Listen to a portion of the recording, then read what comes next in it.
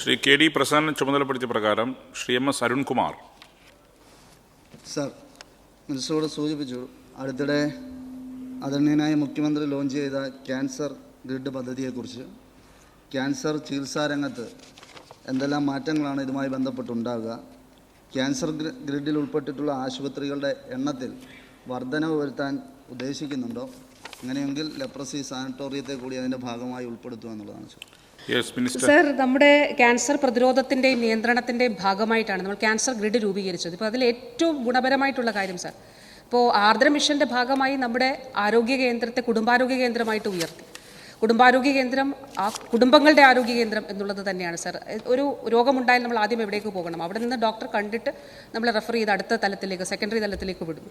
അപ്പോൾ ഈ ഘട്ടത്തിൽ സർ, സംസ്ഥാനത്തെ എല്ലാ ആരോഗ്യ കേന്ദ്രങ്ങളിലും കുടുംബാരോഗ്യ കേന്ദ്രങ്ങളിലും CHCകളിലും ക്യാൻസർ സ്ക്രീനിംഗ് സംവിധാനം നമുക്ക് ഉറപ്പാക്കാനായിട്ട് കഴിഞ്ഞിട്ടുണ്ട്.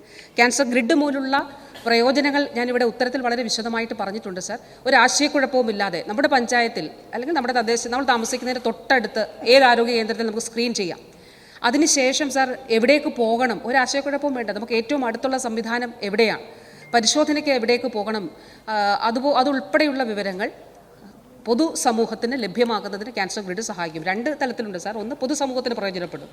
2, സർവീസ് പ്രൊവൈഡേഴ്സിന്, ആരോഗ്യ പ്രവർത്തകർക്കും ഈ ആളുകളെ ഇതിലേക്ക് ഗൈഡ് ചെയ്യുന്നതിന് സാധിക്കും. അപ്പോൾ ക്യാൻസർ ഗ്രിഡിൽ നിലവിൽ ഇപ്പോൾ നമുക്ക് ഉള്ള ആശുപത്രികൾ കൂടാതെ സ്വകാര്യ മേഖലയിലെ ആശുപത്രികളെ കൂടി ഉൾപ്പെടുത്തിക്കൊണ്ട് ഇത് വിപുലീകരിക്കുന്നതിന് വേണ്ടിയിട്ടുള്ള ശ്രമം നടക്കുന്നുണ്ട്.